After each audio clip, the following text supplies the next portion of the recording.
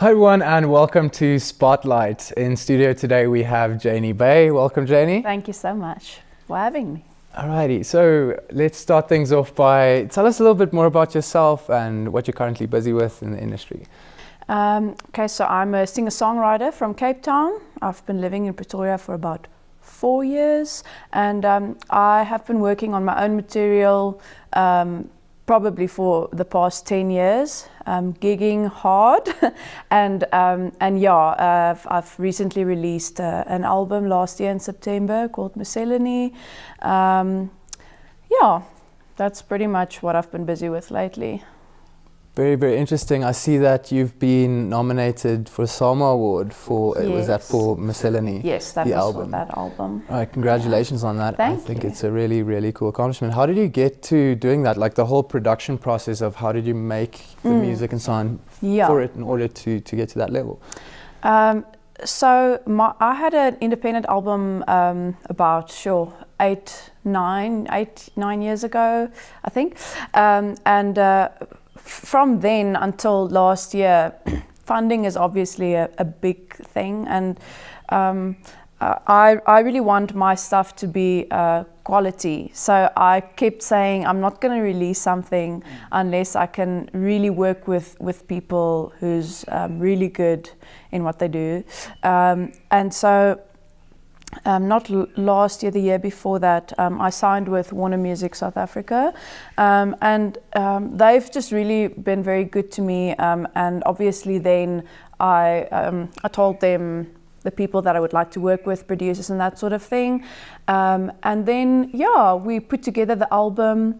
I worked mostly with a guy called Ewald Jansen van Rensburg.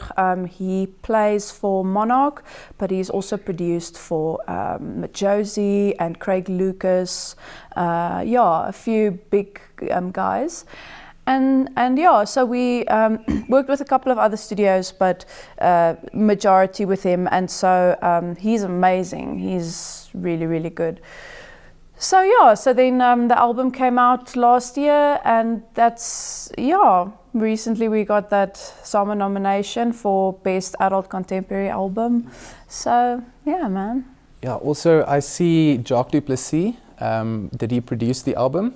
Jacques du Plessis did a couple of songs on the album. Ewald did most of it. I think he did 3 songs on the album. Okay, that's very interesting. I also see here you've worked with big artists like Jack Farrow, Fransje van Cooke, Jewels Fantasties, just to name a few. How is it working with those guys, and how do you get your foot in the door there? How do you meet these people? So it's interesting. I actually know a lot of them from years back when we used to all be like in the punk scene. Back in the day, they were all in punk bands or like hardcore bands and that sort of thing. And so we've already known each other, but then our paths crossed again a bit later when they started F-off Politiecar, let me say it like that, not to offend anybody. And yeah, so I know, you know, when I started about 10 years ago, you know, just gigging and opening for bands and stuff, that was the kind of bands that we would open for, like A King and Francois and Prime those. Circles in there too. Yeah, that was big names. that was not too. That was about a year ago, but but this way back when. Yeah, when we started opening for them, I think I just got to know a lot of the bigger guys in the industry, and I know with Jack Farrow, they were looking for somebody a female artist to do vocals on one of their songs. It was initially another song, but then they said there's another song that they think would work better for me as a feature, and so yeah, I went to the studio, we did that song. Then they played me the initial one, and I said, well, I'll also do the vocals for that one, but the lyrics is a bit extreme, but just don't put my name on it back then, because I was still like forming my own sound and identity and that sort of thing. So I guess it's more like if you're not sure about something, then maybe don't do it and like kind of follow your gut. So yeah, that was like one of the ways that I worked with them, and you know, that's just how you carry on. It's not it's not a huge industry in South Africa, so you just get to know people quite quickly as you go on. Signing with Warner Music, how did you go about that? How did you accomplish? What was your greatest challenges there? Okay, so about 4 years ago, a bit more, I moved from Cape Town to Pretoria. I realized that if I want to go further, I actually need to be up here. There's a lot more opportunity, there's a lot more people, and there's a lot more focus on music here than in Cape Town. There's a lot of amazing creatives in Cape Town, but things are a lot more chilled there. And there's not as many venues and that sort of thing. So I realized that if I really want to take it a step further, I'd need to be here. So I just carried on doing my thing, gigging a lot, played a lot of the festivals, and there was one particular Opikopi where the whole team from Warner, they were there watching a few bands, and I knew one of the guys that worked at Warner Music, so they came and watched the show, and then we just started talking. But I was hesitant because I've always been an independent artist, but I also knew then that if I'm don't maybe sign to a label soon, I won't be able to produce, like I said, produce an album that I'd be very happy with because of funding. But still, I kind of took my time to get to know the label and the team, and they still came and watched like a lot of shows that I did all around. And then I wrote a song called Dance. That I just sent to the guy that I knew at Warner, but I didn't expect him to do anything in particular with it. I just said, listen here, and he said, I really think this is a good song. Can I please send it to the main person there? And I said, yeah, it's fine. And so then she mailed me and said, this is a really good song. This was now a year and a half later, can we start talking about contract or something? Okay. So then we still took a while. And one thing that I can say is that it is important, if you're going to sign, if you're keen to sign with a label, you need to get a lawyer, like specifically within the music industry, because obviously you can, there's different types of lawyers, but it's very important that there's somebody that can back you, because being an artist, you don't understand what's the actual music business is all about. But yeah, so then we all came to an agreement, and I signed with them, and this was now, like I said, almost 2 years ago. Right. I think it was October 2016. That's it. Yeah. Time's going by so quickly. So, but it's been good, they're a great team, so it's been good. That's just phenomenal. Yeah. So would you say that it's sustainable, that you can create a sustainable career in the music industry today? And do you think it's worth it to go into the music industry as a young artist? So I think there's two ways to go about this, where we are in the industry at the moment. There's obviously the artist, the purist, and the musician who would just want to do what they do. And that's awesome, and it's beautiful, and I really stand for it, because I am a singer-songwriter, and I love that world. But I have to say, the support that's in South Africa at the moment definitely leans more towards the general pop Afrikaans vibe, and then obviously the more urban side of things. So Kwaito and hip hop and Afro pop, and those sort of industries are the big ones.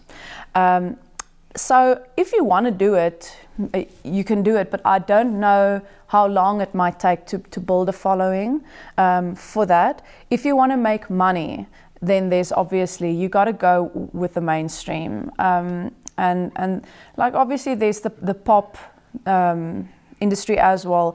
They tend to produce music a lot more in an R&B sense these days anyway.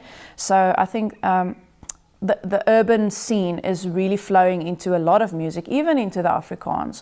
You'll hear a Kwaito beat on a lot of music, even in one of my Afrikaans songs, the one that I did with Hunter Kennedy called Wag vir jou. We also there's a bit of an African feel, and that's very big now. So like I said, there's two ways of doing it. And I think it's always been like that, but it is a bit more tough at the moment, but I'd still say follow your gut and follow your heart. Don't do something that you're not comfortable with. Don't compromise yourself so far that you're unhappy. Wow. All right. That was a mouthful and some very, very good advice for everyone out there.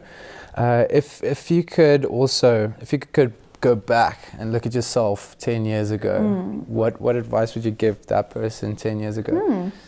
That's a good question. I think, like I said, 10 years ago, when I started, I didn't believe as much in myself then as I do now, or at least you're still figuring things out for yourself, and who you are, not even just in music, but who you are and what you're supposed to be doing in life. And so yeah, I think one of the main things is probably the same thing as I was doing then, but I didn't realize it, is to keep following your gut. I think I've mostly done that during my career, but that's also something that I would tell somebody starting out is definitely just don't. If you feel, just try, keep trying to listen to yourself, that little voice. You will know, if it feels uncomfortable, if it doesn't feel right. It's important to follow your gut. That I feel that is the way to go. Awesome. Yeah. Righty, as well now, as we come to a conclusion, is there any other projects that you would like to mention or that you're working on now, and how can we reach you if we want to buy any of your products or albums? So my current album is on all the online streaming platforms. It's called Mussolini. And then at the moment, I've actually had the opportunity to be part of a musical score in a new Afrikaans movie called Stroomop. It's quite a big Afrikaans movie with guys like Donnelly, Robertson, Ivan Botha involved with the movie. That was a really major thing for me. David de Jager was the main musical score guy for the movie, but I did a version of You Are My Sunshine in the movie. And then I also just did some, general oohs and ah parts in the movie. So that's been really good. I feel that it's been nice to tap into a few different types of doing music as well. I had a lot of requests and people asking me to do more Afrikaans music, but it will still be in my own way. So we're busy working on that, but I am releasing an Afrikaans song on the 31st of August called Koning. But yeah, I'll probably also be working with Hunter Kennedy and those guys again to produce some cool Afrikaans tracks. So that's what I've been busy with. We'll be looking forward to that as well, and Thanks, definitely everyone, JanieBay.com and Facebook, social everywhere, media, everywhere. Yeah.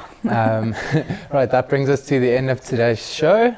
Thank you very much for coming through, Janie. Thanks so much for having me. Awesome. Everyone, if you want to go check out Janie's profile, the links will be attached below. Go and click on it, view it, and please remember to comment. And as always, thanks for watching.